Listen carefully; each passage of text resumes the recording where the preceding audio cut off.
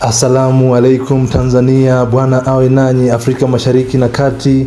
Mungu ibariki Afrika. Mabibi na mabwana, karibuni katika hafla ya usiku mzito wa burudani la kukata na shoka. Ninayekusimulia katika makala hii ni mimi na hoza wako mwandamizi Captain Roger. Karibu. Postecoglou anasema yeye anashinda msimu wake wa pili. Amorim yeye anataka historia katika fainali yake hii ya kipekee.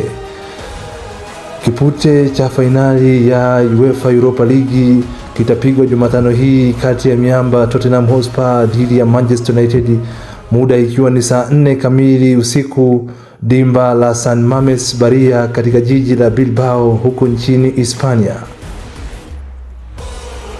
Klabu ya Tottenham inawinda taji lao la kwanza la michuano ya Ulaya tangu mwaka 1984, huku Manchester United wakiwa na matumaini ya kuchukua taji hilo la Europa League tena kama walivyofanya mwaka 2017. Upande wa pili ukiwa ni ushindi mmoja tu unahitajika ili kukamilisha tamko au nabii wake Bwana Angel Postecoglou aliotamka mwanzoni mwa msimu: siku zote nimekuwa nikishinda chochote kwenye mwaka wangu wa pili. Spurs wana kila sababu ya kuamini na kujiamini. Jambo lingine linalowapa Spurs ari ya kujiamini ni kutokana na rekodi yao dhidi ya Manchester United msimu huu, Spurs ikifanikiwa kushinda michezo mitatu katika mashindano mawili, ikiwa ni pamoja na ushindi wa 3-0 katika mchezo wa ligi kuu Premier League pale dimbani Old Trafford, ambao ulikuja kabla ya kuteuliwa kwa kocha wao wa sasa Ruben Amorim mwezi Novemba. Lakini pia Postecoglou akaendeleza umwamba hata baada ya kuja kwa mreno huyo kwa kushinda michezo miwili tena, ikiwa ni ushindi wa 4-3 katika mchezo wa robo finali kombe la Carabao mwezi Disemba na ushindi wa 1-0 wakiwa dimba lao la nyumbani Spurs katika ligi kuu mwezi Februari.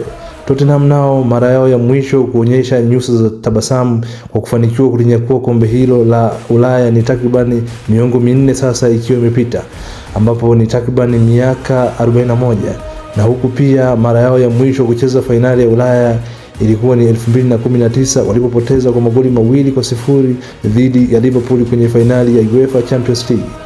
Postecoglou anasema ni vyema tukalitatua hili kutokana na klabu hii imepitia kipindi cha ukame bila mataji kwa muda mrefu wa miaka 15 mpaka 20, na mashabiki wamepitia hali ya huzuni sana. Tuliendelea kuwapa matumaini. Jambo la kuota au kufikiri ni kuhusu kwamba tunaweza kuwafanyia kitu cha pekee mwaka huu kwa kuwapatia kombe. Manchester United wao wanajivunia safu yao hatari ya ushambuliaji ambayo inaweza wapa kitu katika mchezo huo, kwani Machitano Mekundu wakiwa wamefanikiwa kufunga magoli 12 katika michezo yao mitatu iliyopita kwenye kipute hicho cha Europa League, huku nahodha wao Bruno Fernandes akiwa ndio kinara wa ufungaji katika michuano hiyo akiwa na magoli 7, na mshambuliaji wao Haaland akiwa ni miongoni mwa mchezaji mmoja kati ya 7 waliofunga magoli 6 kila mmoja. Na pia kurejea kwa majeruhi Mason Mount na Amad Diallo kumezidi kuongeza kitu katika safu yao ya ushambuliaji. Manchester United wanajua utamu na uchungu wa kombe hili, na hilo ni baada ya kufanikiwa kulishinda kombe hilo mwaka 2017 dhidi ya Ajax na kuondolewa kwa mikwaju ya penalty 11-10 dhidi ya Villarreal baada ya draw ya 1-1 mwaka 2021.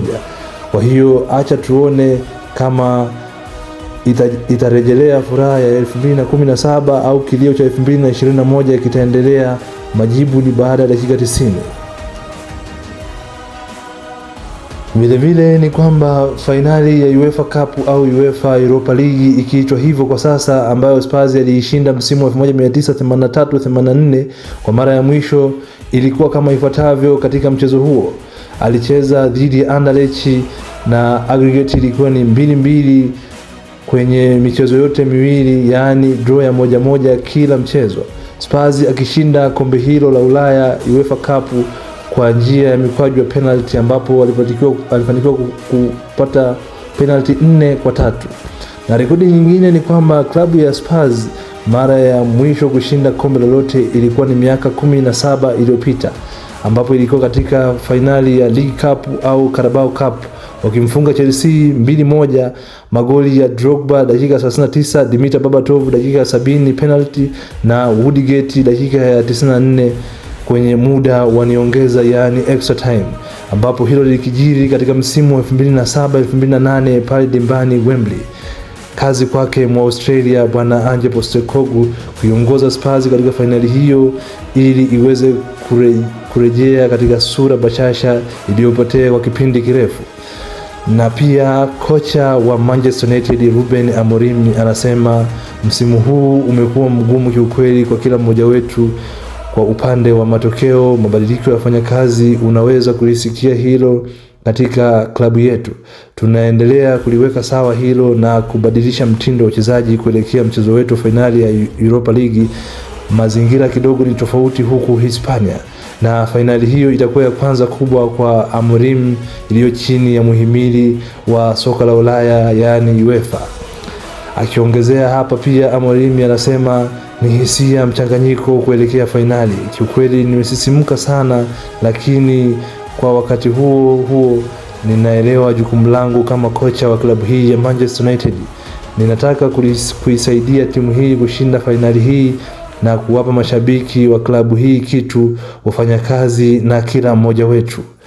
Macho yote kwa michezo yatakuwa kule jijini Bilbao, Hispania, baina ya mabonyenye hao wawili kutoka ardhi ya Uingereza, wakizipa shida nyasi baada ya timu zote hizo mbili, Spurs na Manchester United, kukumbwa na msimu mbovu katika ligi kuu Premier League. Kwa hiyo watajaribu kushinda taji hilo la Europa League kama kifuta jasho kwa kila mmoja.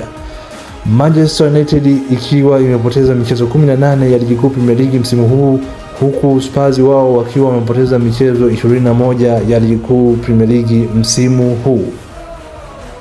Na klabu ya Spurs sasa imepoteza michezo 25 kwenye mashindano yote msimu huu, ikiwa ni idadi ya juu kabisa katika msimu mmoja kwenye historia yao. Huku naye Manchester United akiwa amepoteza michezo 18 ya ligi kuu, ni idadi ya juu kabisa tangu ipoteze michezo 20 msimu wa 1973-74, ambao msimu huo ndio wa mwisho ambao tulishuhudia klabu hiyo ikishuka daraja. Klabu ya Tottenham na Manchester United wote wamekuwa na msimu mgumu wa ligi kuu Uingereza almaarufu Premier League.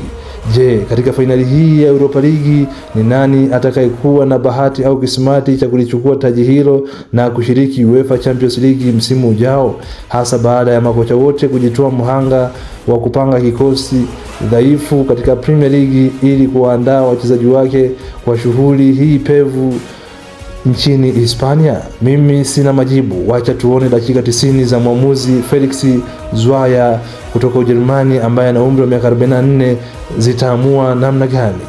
Pia klabu ya Manchester United itawakosa nyota hawa Diogo Dalot ambaye anauguza jeraha la ugoko, Lisandro Martinez akiuguza jeraha la goti, na Joshua Zirkzee akiuguza jeraha la misuli ya paja. Spurs wao wataingia katika mchezo huo bila James Maddison anayeuguza jeraha la goti na Lucas Bergvall anayeuguza jeraha la enka. Mpaka kufikia hapo sina la ziada. Ulikuwa nami mwandamizi wako Captain Roger. Hadi wakati mwingine, asanteni.